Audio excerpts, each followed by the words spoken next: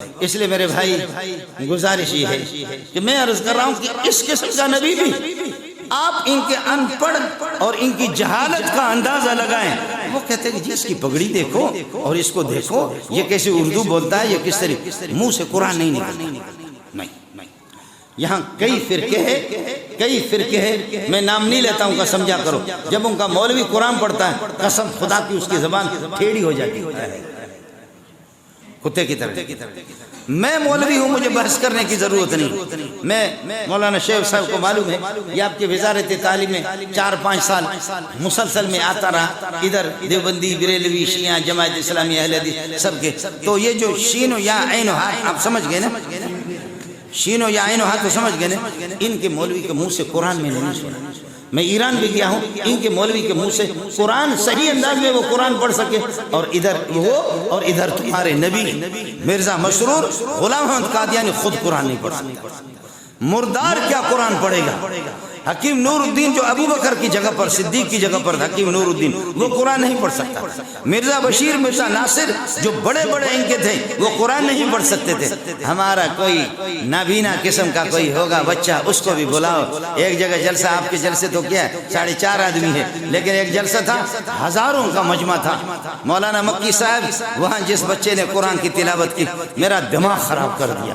اس نے لوگوں کو رونا کر کے رکھا ہے. میں نے کہا پروردگار، اس بچے کے جوتے اٹھا کر کے اپنے سر پہ رکھوں. یہ کیا ظالم کا بچہ کس طرح تلاوت کر رہا ہے. جب اس بچے نے تلاوت ختم کر دی، میں نے بلایا، میں نے کہا کہ آپ نے کیا پڑھا ہے یہاں، کب سے پڑھ رہے ہیں؟ کہنے لگا استاد جی 4 سال سے پڑھ رہا ہوں. میں نے کہا کہاں کے ہو؟ کہنے لگے سرباز، ایران سرباز کا ہوں، 4 سال سے پڑھ. کیا پڑھا ہے؟ کہنے لگے سبع اشرف بھی پڑھا ہے، قرآن حفظ بھی کیا، تجوید بھی میں نے پڑھی ہے.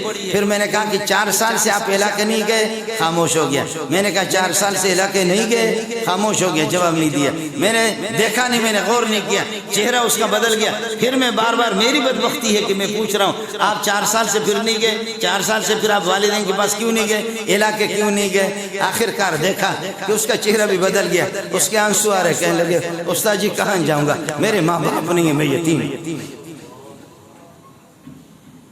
استاد جی میں کہاں جاؤں گا، کس کے پاس؟ میں علاقہ نہیں گیا، میرے ماں باپ نہیں. واہ واہ واہ، ایسا قرآن، ایسی تلاوت، ایسی آواز. میں نے ان کے استاد سے پوچھا، استاد بھی قاری صاحب پٹھان تھا، اس سے پوچھا، میں نے کہا یہ ہے کیا بلا؟ استاد نے کہا ہمیں خود سمجھ میں نہیں آتا، یہ انسان ہے یا جن ہے یا فرشتہ ہے، آج تک ہمیں سمجھ میں نہیں آیا. میں نے کہا یار ہم تو نالائق ہے، قدردان نہیں ہے، لیکن لگتا یہ ہے کہ میرا محمد بھی ان کے استقبال کے لیے کھڑا ہو صلی اللہ علیہ وسلم. لگتا یہ ہے کہ میرا نبی بھی اس کو سینے سے لگائے گا. آؤ ہمارے پاس، آپ کو دکھائیں گے یتیم معصوم بچے کس ناز کے ساتھ، کس پیار کے ساتھ، کس مہارت کے ساتھ، کس عمدگی کے ساتھ، کس پیاری آواز میں قرآن آپ کو سناتے. اور تمہیں بھی مبارک ہو، تمہارے پاکستان کی نبی اور تمہارے پاکستان کی ولی. واہ واہ، قرآن پڑھنا بھی نہ آ جائے.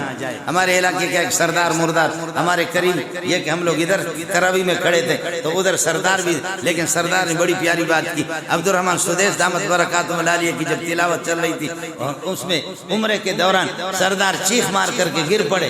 ایسے جب نماز ہم نے ختم کر دی، لوگوں نے سردار کی چاپی شروع کی، سردار صاحب آپ تو بے نمازی، کلین شیو، آپ کو کیا ہو گیا، کیا ہو گیا، کیا ہو گیا؟ لیکن ماشاءاللہ سردار نے بڑی پیاری بات کی. کہنے لگے مجھے ایسے دیکھ رہا تھا جب یہ عرب کا بچہ، یہ نبی کا روحانی بیٹا عبد الرحمن سدیس جب یہ تلاوت کر رہا تھا، مجھے ایسے محسوس ہو رہا تھا کہ قرآن ابھی نازل ہو رہا ہے. پھر کہتا کہ میرے ذہن میں آ گیا کہ 1500 سال کے بعد عبد الرحمن سدیس نے مجھے پاگل بنایا، محمد کی آواز کیسے ہوگی صلی اللہ علیہ وسلم. میرے نبی کے محمد رسول اللہ صلی اللہ علیہ وسلم. خدا کا شکر ادا کرو، اللہ نے آپ کو سوہنا نبی دیا ہے. میرا نبی اولیاء اللہ کے بارے میں فرماتے ہیں الذین اذا رؤوا ذکر اللہ. ولی اللہ پر کسی پر نگاہ پڑ جائے تو اللہ آپ کو یاد آ جائے گا. نبی صحابی ان پر نگاہ پڑ جائے اللہ یاد آ جائے گا. اور تمہارے نبیوں پر اگر ہماری نگاہ پڑتی تو بلوچستان کے کتے اور بلوچستان کے خنزیر، یا یہ ہے کہ آپ کے خیبر پختون کے خنزیر تو یاد آتے. اللہ سے یہ ہے کہ اللہ کسی کو یاد نہیں آتا.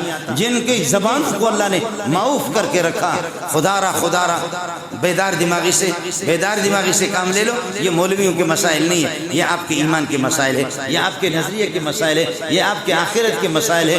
اس سے اگر یہ ہے کہ ان مسائل میں بھی آپ نے دشمنوں سے اپنے دشمن کو پہچان نہ سکے اور نبوت کے دشمن کو پہچان نہ سکے تو پھر شاید اس دنیا کے اندر چند دن آپ روکی سوکی تو گزاریں گے، مزے سے گزاریں گے، لیکن کہیں آخرت، میری آخرت بھی تباہ نہ ہو، آپ کی آخرت بھی تباہ نہ ہو۔ اللہ آپ کا حامی ہو، اللہ آپ کا ناصر ہو۔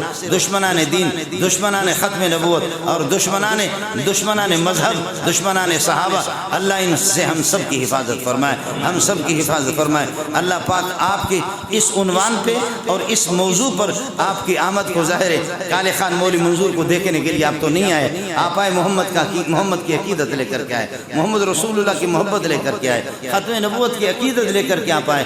اللہ آپ کی آمد کو اپنی بارگاہ میں قبول فرمائے، آپ کے بیٹھنے کو، آپ کے سننے کو، آپ کی اس عقیدت کو، آپ کی اس محبت کو، آپ کی اس جرأت کو اللہ پاک آپ کے علم میں، عمل میں، عمر میں برکت عطا فرمائے، رزق میں برکت عطا فرمائے۔ پروردگار یہ محمد رسول اللہ کے شاہین یہاں تشریف فرمائے، اللہ آپ کی بارگاہ میں ہاتھ اٹھائے، اللہ سب کی مغفرت کے فیصلے فرما دے، بخشش کے فیصلے فرما دے، سب کی جھولیوں کو بھر دے۔ مجھے ان کے مسائل کا علم نہیں ہے، آسمان پر عرش والی ذات تجھے پتہ ہے کہ ان کے مسائل کیا ہے۔ اے اللہ سب کی مشکلات کو آسان کر دے، سب کی ضروریات کو آسان کر دے، حاجات کو آسان کر دے، جائز مشکلات جتنے بھی ہیں سب کو حل فرما دے۔ امت مسلمہ کی حالت زار پر رحم فرما دے، ہمیں اس قسم کے حکمران عطا فرما دے جو ختم نبوت کے وفادار ہو، دین کے وفادار ہو، محمد کے سپاہی ہو، اور ہماری مائیں اور بہنیں بیٹیاں ملک کے وفادار ہوں، ہمدرد ہوں، امت مسلمہ کے ہمدرد ہوں۔ درد کو یہ ہے کہ ان کو یہ ہے کہ امت مسلمہ کی درد اور امت مسلمہ کی وفاداری یہ صفت ان کے اندر ہو۔